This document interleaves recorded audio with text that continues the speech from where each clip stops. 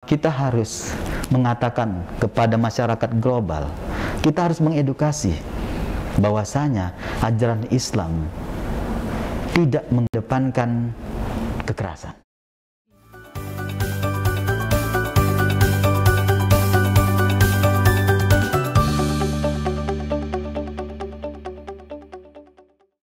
Assalamualaikum warahmatullahi wabarakatuh. Halo Sobat Ngalir, jumpa lagi dengan Ngalir Talk Show, ngobrol ala IR yang dipersembahkan oleh Laboratorium Diplomasi Program Studi Hubungan Internasional Universitas Islam Indonesia. Saya Laili Mufliha akan menemani Sobat Ngalir berbagi cerita dan inspirasi dengan narasumber kita. Nah, Sobat Ngalir, tema kita pada kali ini yaitu mengenai misi perdamaian Islam dalam politik global. Dan telah hadir bersama kita dosen program studi hubungan internasional Universitas Islam Indonesia yang mengampu mata kuliah hubungan Islam dan Barat, yaitu Bapak Willy Arsadi. Assalamualaikum Pak Willy. Waalaikumsalam warahmatullahi wabarakatuh, Mbak Laili. Apa kabar Bapak? Alhamdulillah sehat, Mbak Laili. Alhamdulillah. Terima kasih sudah berkenan hadir di Ngalir Talk Show, Pak. Iya, terima kasih kembali. Ya. Oke, Sobat Ngalir, hubungan antara Islam dan Barat mengalami pasang surut. Hal tersebut disebabkan karena Islam dan Barat sama-sama mengklaim sebagai pembawa misi dan peradaban universal. Nah, pertama kali Islam masuk pada tahun 570 Masehi ini, Pak. Apa misi yang dibawa oleh Islam sebetulnya di dalam politik global? Baik, terima kasih Mbak Laili. Sebelumnya saya sapa dulu para pendengar Ngalir dimanapun Anda berada. Assalamualaikum warahmatullahi wabarakatuh. Waalaikumsalam. Oke. Kalau kita berbicara tentang Islam, maka yang pertama kali termindset di dalam benak kita adalah aktor yang membawa agama Islam ini. Dan sudah kita ketahui bersama bahwasanya yang membawa agama Islam ini adalah Nabi Muhammad SAW. Tadi Mbak Laili sudah mention beliau terlahirkan pada tahun 570. Tapi waktu itu belum Islam diloncengkan sebagai sebuah agama dan ajaran. Dan peloncingan Islam itu sebagai agama dan ajaran setelah Nabi Muhammad di usia 40 tahun. Jadi, kalau beliau terlahir 570, maka pada tahun 610 lah Islam diperkenalkan di masyarakat global. Tentunya pada waktu itu Islam itu berawal dari Timur Tengah ya, khususnya di kota Mekah. Nah, lantas apa yang dibawakan oleh Nabi Muhammad ya terhadap ajaran Islam ini? Tentunya misi yang paling utama yang dibawakan oleh Nabi Muhammad adalah misi perdamaian. Dan kita harus tahu bahwa perdamaian itu sesuai dengan nama ajaran agama Islam, karena salah satu definition of Islam adalah perdamaian. Makanya Nabi membawa misi Islam yang terbesar adalah misi perdamaian. Kalaulah misi perdamaian ini bisa terwujudkan di masyarakat global, maka niscaya akan mendapatkan kemaslahatan bagi semua orang. Bahkan tidak hanya orang, makhluk yang ada di alam ini akan merasakan dampak kemaslahatan jika manusia tersebut betul-betul mengedepankan sesuai dengan ajaran agama Islam, yaitu perdamaian. Baik, dalam misi membawakan perdamaian di dunia global tentu tidak selalu berjalan mulus tentunya Pak. Ini bagaimana pasang surut dinamika Islam sendiri ketika membawakan misi di dunia global tersebut? Mungkin ada di 3 era, bisa dibilang ada di 3 era, yaitu awal, pertengahan, dan juga di era modern seperti saat ini. Oke, baik. Ketika Nabi Muhammad membawa misi perdamaian melalui ajaran agama Islam ini, tentunya tidak mudah seperti seperti kita membalikkan telapak tangan kita. Karena tentunya ketika seseorang membawa sebuah misi, pasti akan ada polemik.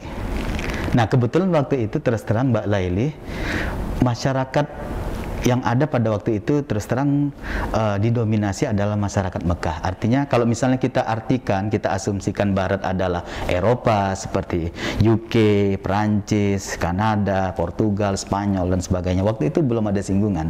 Tapi agama-agama yang dianut oleh masyarakat Eropa kan sudah saya mengatakan terwakili di masyarakat Mekah pada waktu itu. Ada agama Yahudi, ada agama Nasrani atau Kristen, bahkan ada agama Majusi yang dianut oleh masyarakat Persia ataupun Iran, Irak dan sebagainya. Nah, tapi ya tadi, ketika awal-awal Nabi menyampaikan ajaran agama yang mengedepankan misi perdamaian dan kemaslahatan, banyak pertentangan. Nah, terutama bagi masyarakat Mekah pada waktu itu. Dan sampai pada akhirnya butuh proses dan waktu.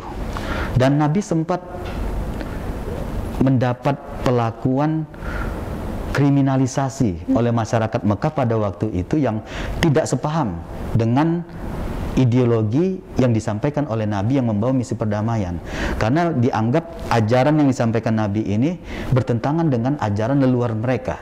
Sampai pada akhirnya Nabi tidak kuat untuk eksis di Mekah, and finally Nabi melakukan migrasi dan hijrah. Kalau bahasa kita hijrah ya, migrasi dan syukurnya ada beberapa daerah yang welcoming terhadap Nabi, sampai pada akhirnya Nabi memutuskan untuk meninggalkan kota Mekah dan membangun peradaban baru dengan membawa misi perdamaian, yaitu bersumber dari ajaran agama Islam itu ke Madinah. Itu masa awal. Nah, kemudian seiring berjalan waktu di Madinah inilah global citizenship, khususnya yang di daerah Madinah ini, bisa menerima ya sedikit demi sedikit populasi menerima ajaran misi perdamaian ini, yaitu ajaran Islam ini semakin bertambahlah dari hari ke hari, dari bulan ke bulan, sampai pada akhirnya perluasan ajaran Islam ini tidak hanya di Madinah, sampai ke daerah Afrika. Dan sampai pada akhirnya, khususnya di periode menengah, Islam bisa diterima sampai ke Eropa. Tepatnya pada kurang lebih di abad ke-8, Islam sampai ke Eropa. Dan lagi-lagi saya sampaikan, disitulah pertama kali persinggungan bagaimana hubungan Islam dan Barat, kalau memang kita maknai Barat itu adalah Eropa, yang bisa kita sebut Inggris, kemudian Prancis, kemudian ada Portugal, khususnya di Spanyol. Nah, dan itu lagi, saya harus sampaikan kepada Sohib Ngalir bahwasanya masuknya Islam ataupun misi perdamaian yang disampaikan oleh Nabi ataupun para sahabat Nabi yang melalui ajaran agama Islam sampai ke Eropa itu memang by request. Artinya, karena selama ini kan kita sering mendengar Islam bisa meluas dan bisa banyak pengikutnya karena ada intimidasi. Bahkan yang paling ironi lagi, kita sering mendengar Islam diperkenalkan oleh masyarakat Islam itu sendiri dengan kekerasan, dengan pedang. Dan ternyata tidak. Kita bisa ngecek di beberapa buku-buku klasik yang membahas tentang bagaimana civilization of Islam. Ternyata khusus di Eropa, lewat pintu Spanyol, ternyata Islam itu masuk by request.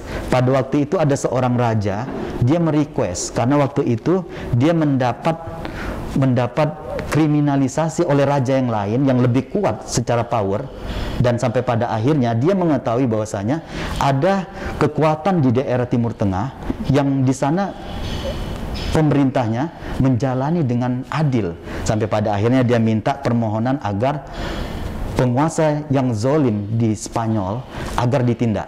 Nah, inilah pintu awal kenapa Islam masuk ke Eropa, melalui pintu Afrika masuklah ke Andalusia. Nah, setelah itulah Islam mulai menyebar secara masif di Eropa dan bisa diterima. Dan itu masih abad pertengahan. Nah, sampai pada akhirnya pada tahun 1095, nah terjadi lagi hubungan antara Islam dan Barat yang tidak bisa kita lupakan dalam sejarah. Di situ ada peristiwa perang salib. Nah, dan ini perang salib ini menarik. Karena kalau kita baca dari berbagai macam referensi, ya ada yang mengatakan perang salib ini diawali oleh umat Islam itu sendiri. Tapi ada beberapa referensi yang lain yang saya baca. Ternyata perang salib ini diawali dengan seorang Paus Urbanus yang tanda kutip ada kekecewaan. Karena mereka menganggap Islam sudah berkuasa cukup lama, khususnya di Timur Tengah, khususnya lagi di daerah Palestina. Sejak sahabat Nabi yang kedua, yaitu Umar bin Khattab. Nah, jadi dia tanda kutip memprovokasi kepada pasukan yang lainnya, bahwasanya kita harus mengambil kekuasaan kita di Palestina, karena itu diklaim milik mereka. And finally, terjadilah perang salib itu, yang perang salib ini sampai beberapa jilid ya. Nah, ini abad pertengahan. Nah, setelah itu masuklah masa era kontemporer dan modern. Dinamika hubungan Islam dan Barat pun ya mengalami up and down ya, mengalami pasang surut ya. Nah, lagi-lagi ini perlu perhatian yang cermat. Yang jelas prinsipnya Islam yang dibawakan oleh Nabi sesuai dengan namanya yang mengedepankan misi perdamaian, tidak pernah menggaungkan untuk konflik terhadap yang lainnya. Nah, jadi itu yang ingin saya sampaikan. Kalau sekarang di zaman sekarang mungkin hubungan Islam dan Barat yang kita bisa katakan hubungan Islam dan Barat itu semakin renggang, itu ya mulai peristiwa World Trade Center itulah. Nah, di situ orang semakin pesimis terhadap Islam. Tapi kita harus sampaikan kepada global citizenship bahwasanya Islam yang dibawakan oleh Nabi Muhammad membawa misi kemanusiaan, membawa misi perdamaian. Kalaulah ada orang yang melakukan kekerasan atas nama agama Islam, sudah kita pastikan itu bukan daripada ajaran Islam. Baik. Mengenai tadi fenomena-fenomena mulai dari awal, pertengahan sama modern itu, apakah ada fenomena yang paling menyakitkan gitu saat atau paling terburuk saat memperjuangkan misi perdamaian tersebut? Iya, tentunya saya harus katakan kepada para pendengar dimanapun Anda berada, ya mungkin yang paling susah dilupakan antara kedua belah pihak, antara Islam dan Barat, adalah pada peristiwa perang salib. Karena ini perang salib ini bukan sehari dua hari, bahkan bukan sebulan dua bulan, bertahun-tahun, berjilid-jilid. Nah, oleh karena itu ini yang barangkali yang tidak agak susah, tapi kita harus optimis. Kita bisa mengadakan interfaith dialog. Apalagi sekarang kan zaman penuh dengan teknologi, dan saya kira kita harus mengedepankan perdamaian ya di atas keberagamaan. Saya kira itu. Tadi sempat disinggung juga mengenai pandangan di era modern ini, pandangan-pandangan orang-orang sana atau di luar sana menganggap bahwa walaupun Islam ini misinya membawa perdamaian, akan tetapi banyak yang berasumsi bahwa Islam ini penuh dengan peperangan seperti itu, dan juga banyak yang mengklaim bahwa Islam itu teroris seperti itu, Pak. Bagaimana Bapak menanggapi hal tersebut? Ya, ini tugas kita semua ya, khususnya bagi kita yang beragama Islam. Nah, jadi memang ya kita tidak memungkiri dan menafikan bahwasanya beberapa tindakan kekerasan yang terjadi di Indonesia ataupun di dunia internasional itu menggunakan simbol-simbol Islam. Contoh, kita masih ya yang paling besar yang terjadi di dekade abad 2000 ini adalah peristiwa World Trade Center ya, 9/11 itu ya. Nah, itu kan memang itu yang pertama. Kemudian ada bom Boston di Amerika, ketika ada maraton, ada dua orang bersaudara melakukan tindakan bom. Kemudian 2002 di Indonesia, bom Bali 1, bom Bali 2, dan tidak bisa kita lupa ingatan kita lagi tragedi yang terjadi di Jabal Mariyat, termasuk di Surabaya, dan semua aktornya adalah menggunakan simbol-simbol Islam. Nah, oleh karena itu kita harus mengatakan kepada masyarakat global, kita harus mengedukasi bahwasanya ajaran Islam tidak mengedepankan kekerasan. Karena sesuai dengan namanya, Islam itu adalah salam, perdamaian. Makanya ketika kita mengucap Assalamualaikum artinya selamat. Ketika kita mengucapkan salam, sejahtera bagi kita semua, itu artinya selamat. Nah jadi itu. Nah saya menyayangkan hal itu. Oleh karena itu, saya mengajak kepada kita semua, ya kita harus mengedukasi, termasuk masyarakat global, bahwasanya Islam mengajarkan perdamaian. Pernah saya kedatangan tamu dari Australia, dia non Muslim. Nah tapi karena dia mendapat informasi tragedi World Trade Center dan pelakunya adalah yang beragama Islam, nah dia khawatir akan keselamatan dirinya. Tapi saya pastikan bahwasanya Islam mengajarkan kami perdamaian. Jadi kalau misalnya ada aktor, ada orang yang melakukan kekerasan terhadap orang lain, maka yang salah bukan ajaran agama, adalah aktornya. Nah makanya itu yang saya sampaikan kepada teman saya yang berasal dari Australia, bahwasanya Islam mengajarkan nilai-nilai kedamaian. Nah oleh karena itu, nah ini sekaligus kita harus mensoundingkan lah, mengkampanyekan bahwasanya Islam adalah agama damai. Jangan sebaliknya, ini kadang-kadang kita mengamini juga. Nah, jadi wah itulah Islam. Nah, ini yang perlu barangkali kita harus edukasi kepada mahasiswa kita, termasuk juga kepada masyarakat global. Nah, jadi saya sangat menyayangkan kita tidak boleh mengeneralisir. Tidak boleh mengeneralisir ketika ada orang yang melakukan tindak kekerasan, seperti dia melakukan bom ataupun melakukan tindakan bom bunuh diri, nah kemudian mengataskan nama agama. Nah karena saya meyakini ajaran agama yang dianut oleh semua manusia memiliki persamaan misi, dan saya yakin misinya adalah misi perdamaian. Begitu juga dengan Islam. Makanya ketika ada orang yang mengaku beragama Islam tapi tidak menebarkan nilai-nilai cinta kasih perdamaian, maka tanda tanya besar bagaimana Islamnya. Karena saya teringat ada seorang intelektual dari Mesir bernama Muhammad Abduh. Dia pernah mengatakan dalam statementnya, Islam sama Muslim dua hal yang berbeda. Kalau Islam, ajaran agamanya yang membawa misi perdamaian, misi ketuhanan, kemudian misi kebersamaan dan sebagainya. Tapi kalau Muslim, orang yang menganut agama Islam, dan belum tentu orang yang menganut agama Islam menerapkan nilai-nilai ajaran Islam. Begitu. Baik, sangat menarik sekali nih Pak.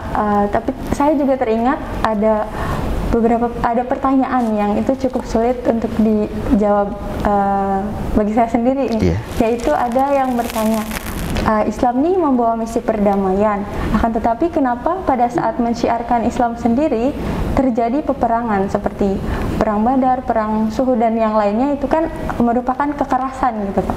Itu tanggapannya bagaimana? Iya, baik, ini pertanyaannya kayak pertanyaan soal UAS saya ya, jadi memang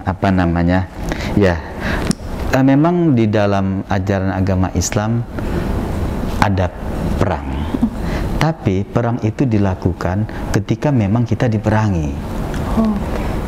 Bahkan semisal orang yang melakukan kezaliman kepada kita, kemudian dia udah nggak mampu lagi, dia minta maaf kepada kita, ajaran Islam sesungguhnya memberikan maaf. Nah, Mbak Laili tadi mention beberapa perang yang terjadi di masa Nabi. Ada perang Badar, kemudian ada perang Uhud. Nah, perang itu adalah dalam rangka untuk karena kita diperangi.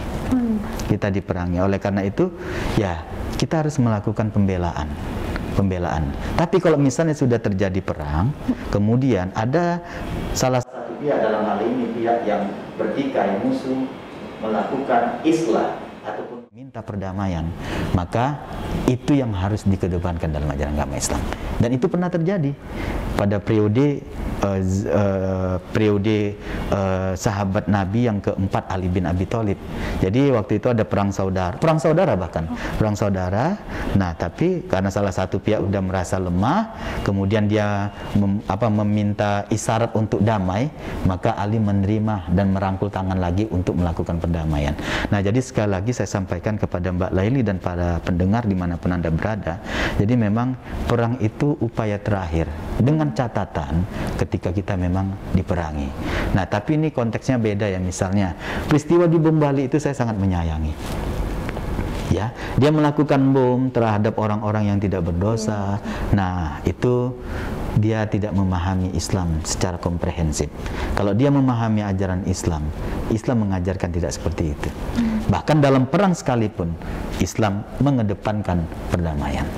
Nah, jadi ini perlu kita luruskan kepada pendengar dimanapun Anda berada. Sekali lagi, Islam mengedepankan perdamaian daripada perang. Ketika perang itu harus dilakukan ketika kita memang sudah dalam keadaan diperang. Begitu kurang lebihnya. Baik, terima kasih Pak Willy. Jadi sebenarnya yang melakukan terorisme itu sendiri walaupun Muslim sekalipun mungkin dia tidak memahami apa isi dari Islam itu sendiri gitu, seperti itu. Betul. Jadi memang saya ingin sampaikan juga bahwa ya tadi, terkadang orang melakukan tindakan teror itu, ya mungkin kita harus sama-sama lah satu paham bahwasanya teror yang dilakukan oleh seseorang ataupun kelompok, ya jangan melihat agamanya, karena saya meyakini semua agama pasti membawakan kedamaian, apalagi agama Islam yang saya anut, yang saya pahami. Nah, begitulah Mbak Laili. Baik. Sangat luar biasa sekali diskusi pada hari ini. Terima kasih banyak Pak Willy sudah berkenan berbagi pengetahuan dengan Sobat Ngalir. Terima kasih juga Sobat Ngalir yang selalu setia menyaksikan program ini. Jangan lupa tonton terus Ngalir Talk Show yang dipersembahkan oleh Laboratorium Diplomasi Program Studi Hubungan Internasional Universitas Islam Indonesia. Dan jangan lupa juga dukung channel ini dengan like, share, dan subscribe. Tunggu episode-episode berikutnya yang tentunya akan menghadirkan tema-tema yang menarik juga. Saya Laili Mufliha, mohon undur diri. Wassalamualaikum warahmatullahi wabarakatuh.